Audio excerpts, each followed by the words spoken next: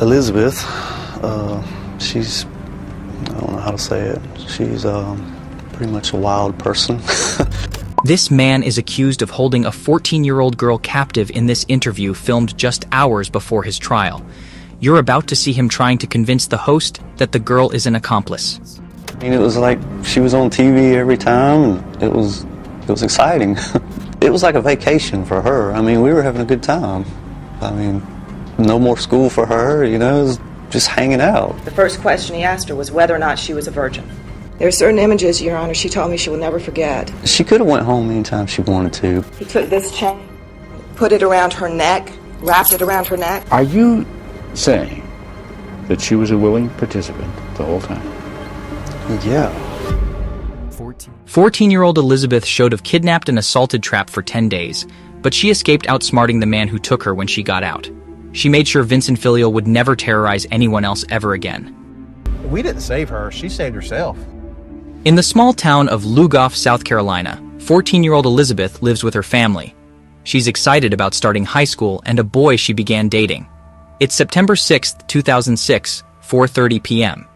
Madeline's chauffeur's at work worried because her daughter Elizabeth didn't call her after school. Donnie answered the phone and I was like, "Where's your sister at?" And he said, "She's not home yet." And I was like, "Well, she should have been home by now." Madeline leaves work right away and rushes home. She calls her daughter's friends to see if they know anything. Her husband, Don, gets home too, and they search the house for clues as to where Elizabeth might have gone. All her favorite clothes were there, her music, everything. Nothing missing out of the house. Yeah, nothing was missing. Notice Madeline Cole's friends and family falling to help search for Elizabeth, knocking on every door and fanning out across a neighborhood. But still, no trace of Elizabeth is found. I knew something had happened to her. So at that point, I called 911. It's 7:30. The police show up at the house. They begin their investigation. You know, anytime a young person is missing, a lot of times they just run away. You know, they just get mad about something. We both know that she's not going to run away. That's uncharacteristic of her. She was not that type of child. The police don't take any chances. The interrogated kids were on the bus home from school. Everyone recalls seeing her get off, even walking with her up the road. She was really happy because her aunt was coming down. We walked about halfway up the road and a friend of mine's brother comes with his car and picks us up. She didn't want to ride. At that point, nobody knows anything. She just disappeared. On September 7th, a full-scale search was launched to track the dog's air support. ATVs and local TV stations pick up the story, broadcasting Elizabeth's picture. Elizabeth Shoaf walked off her school bus and vanished into thin air. She went to Lugoff Elgin High School Wednesday wearing the clothes you see here. I just want my baby home. Does anybody see her? Please. The sheriff is set up. Start pouring in to help with ground search and handing out flyers. Days pass and no new leads have been found. You just get that policeman's feeling, that gut feeling that, you know, this really looks like it's going to turn out bad. September 13th. It's been 7 days since Elizabeth disappeared. The search is dying out, fewer people show up to help out, and fewer helicopters in the sky. A family friend is holding a vigil for Elizabeth, and Madeline is getting ready to go there as she checks her phone for any new messages. She sees a text message from an unknown number. The message will change the course of the entire investigation. Hey Mom, it's Lizzie. I'm in a hole in the ground near Charm Hill. It's near that dirt road where those big trucks go. Get the police. Though be careful. He has bombs hidden. This message gives hope to the mother, but she still doesn't know what happened to Elizabeth, or what she had to go through to send that message. September 6th, the day of the abduction. Elizabeth is walking home from the bus stop with her friends. Bus ride home was typical as any other day. I continued walking home by myself and got up into the driveway. I could see the house. I could hear my dogs barking at me. While walking down the driveway, she hears rustling leaves nearby. A man walks up to her wearing camouflage pants, a green shirt, and a hand-drawn badge that looks like the hotshot county sheriff's. He says he's a policeman, that they found marijuana on the property, that her little brother is already in custody, and that she needs to come with him. Almost immediately when he mentioned my brother, I was concerned if my brother was okay. So I agreed to approach him. I had a gut feeling that I had made a bad decision. He puts handcuffs on her wrists, a collar around her neck, and a box hanging from it. He says it's a bomb and that if she tries anything, it will detonate. Then he takes her far into the woods away from her house. He was asking me just like the oddest questions, if I had a phone and if I was a virgin. When I would continue to ask him where the police were or where my brother was, he had said that I was a smart girl and I probably should have already figured it out. I'm just crying, asking, don't kill me, don't hurt me. I remember being terrified. Finally, they stop in the middle of the woods. Elizabeth fears the worst. I thought that was where he was going to me and kill me. The man reaches down and pulls up a hatch door from the ground hidden among the leaves. He had told me to go down the ladder and get into the bunker. He had like a rifle and a belt that had guns and handcuffs, and I saw a taser in it. So I knew he was well equipped to do anything if I acted stupid or whatever. He pretty much just raped me. Right away. Pretty much. I had looked off to the side to one of the shelves that were there. There was like a propane tank and dishes and stuff on it. Stared at it and cried.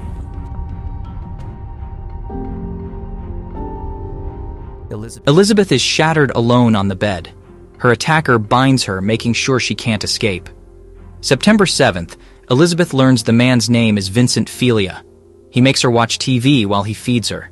The local news channel shows Elizabeth's mother pleading for help. I just want my baby home. Does anybody see her? Please.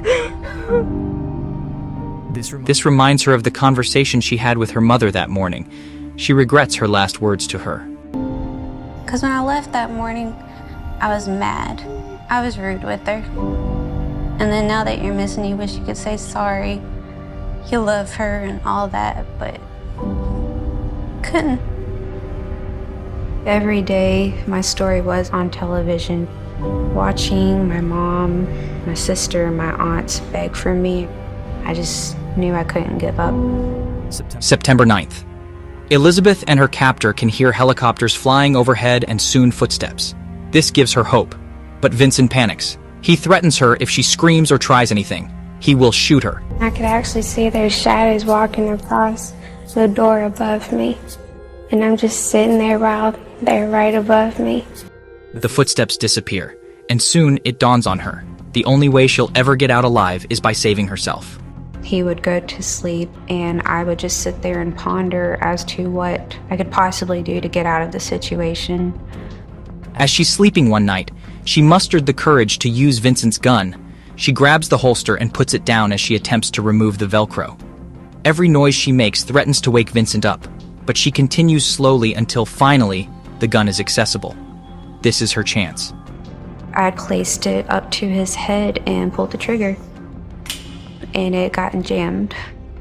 She puts the gun back and lays down in bed, crying. The following day, Elizabeth tries something different. She pretends that she's beginning to like him. He would start to call me nicknames like baby, and I would call him that back. He would tell me he loved me. I'd tell him I loved him. Vincent is beginning to trust her. He even agrees to unbind her. It's September 13th. 1 week after the abduction event takes Elizabeth out for a walk, where he shows her a few booby traps he's made for intruders. He also takes out his phone, which he uses to text his girlfriend. Elizabeth listens to his nonsense while he talks, but all she can think about is that phone. It's nighttime. Vincent falls asleep, and Elizabeth quietly gets out of bed. She opens Vincent's phone and begins writing a text to her mother for each letter. She has to press multiple times. She hopes Vincent won't wake up before she can send the text after pressing send. The message says it failed. And I would go up to the door, and I would try to get signal right at the door. I pressed send. I was terrified that he might wake up and see me. If he did, I knew he would have killed me. And I would continually press send, and it just failed. Elizabeth tries again and again, even the following night, but her messages never go through. It's September 15th. For the first time in days, they can hear helicopters in the air. Vincent panics, wondering why the search has regained momentum. And so, he turns on the news. They finally put out that my mom had got a text message from me. I felt my heart drop. He asked me if it was me. I began crying, told him I loved him, I wouldn't do that to him. You could tell he was trying to gather his thoughts, figure out what he needed to do next to save himself. And then Vincent asked her what she thought he should do. He was just asking me if he should pack stuff up and go ahead and start leaving, or if he should stay and wait it off. And I just told him that he needed to pack his stuff and leave while he could, because if so, the police are gonna get him. And I didn't want him in jail. And I acted like I wanted him to be safe. His last steps out the ladder and out the door, I remember telling him I loved him, and shut it and tied it up right there behind him. Elizabeth is finally alone. She's not sure if it's happening. She doesn't risk leaving right away because he might be waiting outside. Instead, she waits until morning, September 16th. Elizabeth wakes up to find she's still alone. She doesn't waste another second and goes up the ladder. Once outside, the thought of stepping onto one of his bombs stops her from running off. I just looked around it was the first time I saw the outside in daytime, so it was just beautiful to see the trees and feel the fresh air again. But I couldn't hear anybody around me, so I decided to yell. Somebody finally yelled my name back. I instantly just fell to the ground and started crying. The captain ended up giving me a hug. I was in tears. I didn't know what to do. But he told me I was okay and, I was safe now. I didn't have to worry about anything. One of our guys actually carried her up the hill to the command post where we had the ambulance standing by. When she got just about almost there, she said, "I'm all right." And she gets down and she's walking. And she's basically saying, "I'm walking out of here." About 7:30, and I see the white truck come up the road. I was like, oh my God. Captain Tom was very excited. He was just so ecstatic, you could tell he was crying. He told us the day I found her, and I was just like, oh my God. I was just so happy, I just could not quit crying. The best feeling ever to hug my parents again, to just feel my mom holding me, just to know that I was with her again and she didn't have to worry about me. In South Carolina, a 14-year-old girl returned home this evening after a horrific ordeal. Authority says she was kidnapped by a man who sexually assaulted her and locked her inside an underground bunker. Elizabeth is safe, but Vincent Filia is still on the run. A few hours later, police get a tip from a woman saying she encountered Vincent as he tried to steal her car. A long knife hanging off his belt. Pretty much all I saw was his face. I recognized him from the internet. I was kind of cursing him out for doing this in front of my child, for putting my child through this. He's already hurt one little girl. He knew he wasn't getting my keys, and he said, okay, never mind, and he started running down the sidewalk. Police act quickly and locate him a few hours later. I think it took Vincent about a minute to deny everything, and that this was all made up, that the truth would come out in the end. Vincent agreed to an interview with Dateline's Keith Morrison hours before his trial. It's all gonna come out in court anyway. Elizabeth, she's, I don't know how to say it, she's pretty much a wild person. Are you saying that she was a willing participant the whole time? Yeah. Elizabeth barely has time to recover from the traumatic 10 days she spent in the bunker with Vincent Filia, and she already has to face him in court. But like she said, I wanted to go.